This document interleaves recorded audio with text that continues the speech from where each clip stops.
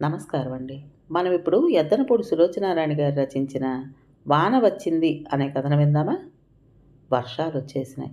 పొడిమి తల్లిని తడుపుతూ పూలజల్లుగా మొదలై సూదులు విసిరినట్టుగా మారి నింగికి నేలకి వారధి కడుతున్నట్టుగా ఏకధారగా ఉధృతంగా కురవడం ప్రారంభించినాయి. వేసవికాలపు పొగలు సెగలతో ఉక్కిరిబిక్కిరైన అందరూ రాక రాక వచ్చిన అతిథిని చూసినట్లు వానజల్లుల్ని అపురూపంగా ఆనందంగా చూస్తున్నారు. కుంభవృష్టిగా మారిన ఆ వానలో తడుస్తూ హాయిని పొందుతున్నారు. దట్టంగా ఆకాశంలో నిండిపోయిన చిక్కటి నల్లటి మేఘాలని సంబరంగా చూస్తున్నారు. ఆఫీసుల నుంచి వచ్చేవాళ్ళు బస్టాపుల దగ్గర, అడుక్కునేవాళ్ళు చెట్ల క్రింద, పని మీద బజారొచ్చిన వాళ్ళు షాపుల చూర్ల క్రింద నిలబడి హఠాత్తుగా వచ్చిన ఈ కుండపోతని విస్మయంగా పనులు మానేసి నిలబడినట్టుగా చూస్తున్నారు. ఆ వీధిలోకెల్లా అందమైన మేడది. దాని పైభాగంలో పడగ్గది కిటికీకున్న లేస్ పరదాలని వజ్రపుటుంగరం మెరుస్తున్న చేత్తో పక్కకు నెట్టి చూస్తోంది ఒక యువతి. అదే వీధిలో చిట్టచివర వీధి పంపు దగ్గర కుండలోకి నీళ్లు నింపుకుంటున్న రత్తి పంపులో నీళ్లతో పాటు కుండలోకి కురుస్తున్న వానధారల్ని చూస్తోంది. గాలి రయ్యిన వీచింది. మేడ మీద గదిలో నిలబడిన ప్రమేల చెంపల మీద వచ్చి పడిన వానజల్లుని వెంకటగిరి జరీ చీర కొంగుతో సుతారంగా అద్దుకుంది. క్రింద పంపు దగ్గర రత్తి తల్లో నుంచి నీళ్లు నుదుటి మీద నుంచి కళ్ళవైపుకు కారుతుంటే కుడికాలెత్తి కుండను తొడ మీద ఆనించి ఎడమ చేత్తో నీళ్లు పక్కకి విదిలించింది. అప్పుడే ఆ వీధిలోకి ఖరీదైన తెల్లటి కారు వాన నీళ్లలో ఈదుతున్న పెద్ద పడవలా మెల్లగా వస్తోంది. కారులో కూర్చున్న నీలం యూనిఫారం తెల్లటి టై ధరించిన అబ్బాయి వానను తదేకంగా చూస్తున్నాడు. ఆ కారు పక్క నుంచే పుస్తకాల సంచి నెత్తిన పెట్టుకుని సీను పరిగెత్తుకొస్తున్నాడు. కారు వెళ్లడంలో వీధిలో నిండిన బురద నీళ్లు చింది సీను మీద పడ్డాయి.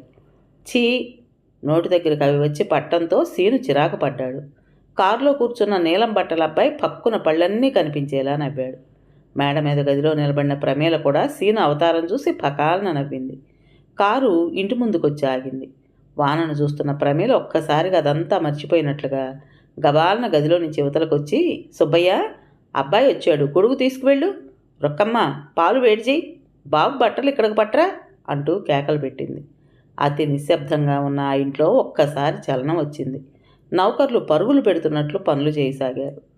క్రింద వీధిలో రత్తి నీళ్లకుండను భుజం మీద పెట్టి తీసుకువెళుతూ, సీనిగా తొందరగా పోరా ఇంటికి అంటూ మందలించింది. సీను వెళ్ళలేదు, తల్లితో పాటే నడవసాగాడు. వాన నీళ్లు కాలితో తంతుంటే వాడికి చాలా సరదాగా ఉంది. వానలో నాంతే చచ్చిపోతావురా పో కసిరింది. ఏం సావను, నువ్వు తడవటం లేదేంటి? మొండి ఎదవ, నడు నడు. కొడుకు కోసం తన నడక తొందర చేసుకుంది. అరగంట తర్వాత మేడ మీద ప్రమేల కొడుకును పాలు త్రాగమని బ్రతిమలాడుతోంది. మా బాబుగా తాగు, చల్లారిపోతాయి. అదిగో ఆ సీన్ చూడు, మొలకి గోచి ఎలా కట్టుకున్నాడో. మేడ మీద వరండాలో నిలబడి దూరంగా కనిపిస్తున్న పాకలో గుమ్మం దగ్గర నిలబడిన సీనును చూపిస్తూ అంది. బాబు పక్కున నవ్వాడు. ఛీ, షేమ్ కదూ మమ్మీ, వాళ్ళకి సిగ్గుండదులే. వాడి పొట్ట చూడు, కుండలా ఉంది, కాళ్ళు ఓసల్లా ఉన్నాయి. బాబు తల్లి మాటకి పక్కున నవ్వాడు. ప్రమీల కొడుకు మాటల సందడిలో పాలు తాగిస్తోంది. క్రింది పాకలో సీను ఏడుస్తున్నాడు. అమ్మా సలేస్తుందే. గంజి వేడి చేస్తున్న రత్తి విసుక్కుంది. నన్ను సావమంటావురా? ఆ లాగు తడిపి ఆరేశాను, ఆరి సావలేదు. ఇదిగో ఇది ఏడేడి తాగు, నాకేం వద్దులే. మా బాబుగా అదిగో చూడరా, ఆ ఎర్రజాంపండు ఎట్టా ఉన్నదో. బొగ్గలేమో బూరెల్లా ఉన్నాయి, కళ్ళేమో నక్షత్రాలు. ఆ మొక్కల్లో నోరు ఎక్కడుందో మనం ఎత్తుక్కోవాలిరా. రత్తి వర్ణిస్తుంటే సీను మేడ మీద బాబును చూస్తూ గంజి దాగసాగాడు. అమ్మా, ఆ బాబుకేమో అంత మంచి బట్టలు, నాకేమో ఈ గోచి. ఛీ అన్నాడు సీను అసూయగా. రత్తి నెట్టూర్చింది. ఆ బాబుకేవరా, అదృష్టవంతుడు, ఏలు సంపాదించే నాన్న ఉన్నాడు, నువ్వు ఉన్నావు. మీ నాన్న నన్ను వదిలి ఇంకో దాన్ని చేసుకుని కులుకుతున్నాడు. సత్యానో బతికానో కూడా చూడలేదు. రత్తికి ఏడుపు వచ్చేసింది. ఏడవకే అమ్మా, నేను పెద్దయ్య ఆడిని దంతాలే. మా బాబే. రత్తి కొడుకును కౌగిలించుకుంది. చీకటయింది. వాన జోరు కూడా ఎక్కువైంది. గాలి కూడా తోడు కలవడంతో స్వైర విహారం సాగింది. ఆకాశంలో వెలుగు పూలు పూసినట్టు అప్పుడప్పుడు మెరుపులు మెరుస్తున్నాయి. ప్రమేల పడుకోబోతూ కిటికీ రెక్కలు మూయడానికి అక్కడికొచ్చింది. దూరంగా వీధి దీపపు కాంతిలో వానతెరల మధ్య గుడిసెలు లీలగా కనిపిస్తున్నాయి. ఈ రాత్రంతా ఇలాగే వాన పడితే ఆ గుడిసెల్లోకి నీళ్లు వచ్చేస్తాయి. ఆ మనుషులు ఎలా బ్రతుకుతారో. ప్రమీల కిటికీ తలుపులు మూసి పక్క మీదకొచ్చి పడుకుంది. మెత్తటి పరుపు మీద వెచ్చటి రగ్గు కప్పుకుని పడుకున్నా ఇంకా వేడి సరిపోలేదు. భర్త దగ్గరకు జరిగి అతన్ని ఆనుకుని పడుకుంది. గుడిసెలో సీను చలికి గడగడలాడుతున్నాడు. వాడికి కప్పటానికి రత్తికి ఆ పాకలో పొడిబట్ట ఏదీ కనిపించలేదు. వానొస్తే మేక కూడా ఆ గుడిసెలోనే వాళ్ళతో పాటు పడుకుంటుంది. రత్తి మేకకి పక్కగా ఎండుగడ్డి వేసింది. కొడుకు చలి చూడలేని రత్తి మేకను లేపి ఆ గడ్డి తెచ్చి సీనుకు వేసింది. సీను ఆ గడ్డిలో పడుకున్నాడు. మేక మేమే అని చలికి అరుస్తూ ఆ గడ్డిలోకే వచ్చి ఒదిగి పడుకుంది. ఎంతసేపు అయిందో తెలియదు. సీను లేచాడు. అమ్మా అమ్మా అంటూ పిలిచాడు. రత్తి లేచింది. ఏంట్రా అనే లోపలే సీను వాంతి చేసుకున్నాడు. గాలికి దీపం ఆరిపోయింది. వీధి దీపపు వెలుతురు గుడిసెలోకి జొరబడ్డానికి విశ్వ ప్రయత్నం చేస్తోంది. రత్తి సీనుకు నీళ్లు తెచ్చింది. సీనుకు వాంతులు తగ్గలేదు. అది కాకుండా మాటిమాటికి గుడిసె బయటికి వెళ్ళొస్తున్నాడు.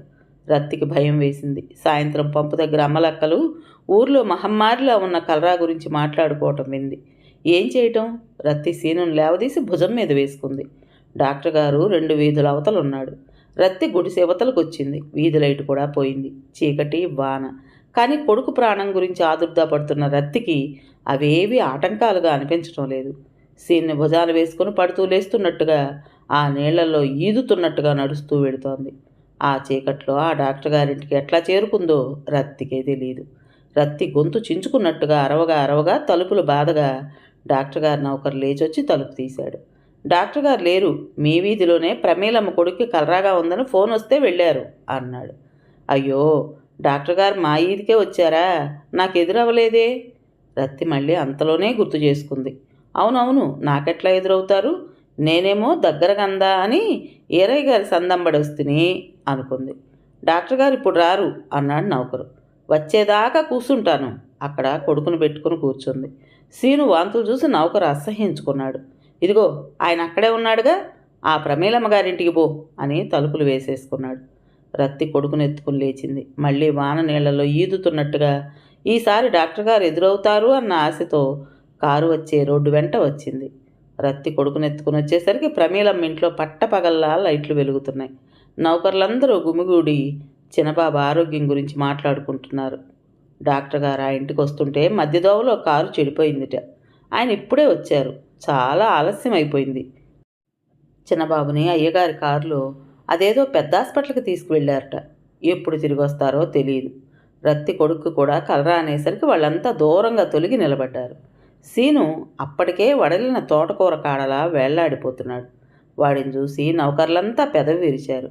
ఇంకేం మందులే, ఇంటికి తీసుకుపో అన్నారు. రత్తి కొడుకును భుజాన వేసుకుని పాకకి తిరిగి వచ్చింది. రత్తి కళ్ళ నుండి వానధారల్లా నీళ్లు కారుతున్నాయి. డాక్టర్ దొరకలేదు, మందు పడలేదు. అయిపోయింది. సీనుకి తనకి రుణం తీరిపోయింది. రత్తి పాకలో పొయ్యి పక్కగా కాస్త పొడిగా మిగిలిన జాగాలో ఎండుగడ్డి లాగి దానిమీద కొడుకును పడుకోబెట్టింది. ఆ గడ్డిని చూడగానే రత్తి వెన్నెముక జల్లుమంది. పాపిష్టిదాన్ని ఇట్టాసేసానేంటి? అసలు గడ్డి మీద రాత్రి ఆడినెందుకు పడుకోబెట్టాను? నా చేతులు పడిపోను అని తిట్టుకుంది. వీధి దీపం ఆరిపోయినా ప్రమీలమ్మ ఇంట్లో లైట్లు వెలుగుతూ ఉండటంతో గుడ్డి వెలుతురు పాకలోకి వస్తోంది. రత్తి కళ్ళ నుంచి నీళ్లధారలు ఆగడం లేదు. ఆ అమాయక హృదయం మోగగా దేవుడితో దెబ్బలాడుతోంది. ఆ ప్రమీలమ్మకి ఏం తక్కువని? ఈ డాక్టర్ కాకపోతే ఇంకో డాక్టర్ వచ్చేవాడు. కారుగల ఆసామి కొడుకుని ఎంత దూరమైనా తీసుకెళ్ళి రక్షించుకోగలదు. భగవంతుడా, నువ్వు మంచోడివి కాదు. ఉన్న వాళ్ళకే అన్నీ ఇస్తావు. నాకేం కార్లు ఇచ్చావా, మిద్దెలిచ్చావా, ఏలు సంపాదించే భర్తనిచ్చావా? ఇచ్చింది ఈ నలుసొక్కడు. వాణ్ణి కూడా లాక్కుని నన్ను ఇంకా బికారిని చెయ్యి. రత్తికి ఆపుకోలేనంత ఏడుపు వచ్చేసింది. ఈడు కూడా లేకపోతే నాకెవరు దిక్కు అనుకుంటూ సీను సీను అంటూ ఒంటి మీద చేయి వేసింది. సీను పలకలేదు. సీను! రత్తి గొల్లుమంటూ ఏడ్చిన ఏడుపు ఆ గాలిలో కలిసిపోయింది. ఆ పాకలో రాత్రి ఎట్టా గడిచిందో, వాన ఎప్పుడు ఆగిపోయిందో, తూర్పున ఎప్పుడు తెలతెలవారిందో రత్తికి తెలియనే తెలియదు. శ్మశానంలో కూర్చున్నట్టుగా కూర్చుంది. అబ్బా, అమ్మా, ఎక్కడి నుంచో మూలుగు వినిపించింది. రత్తి ఇంకా ఆ పిలిపే వింటోంది. అమ్మా!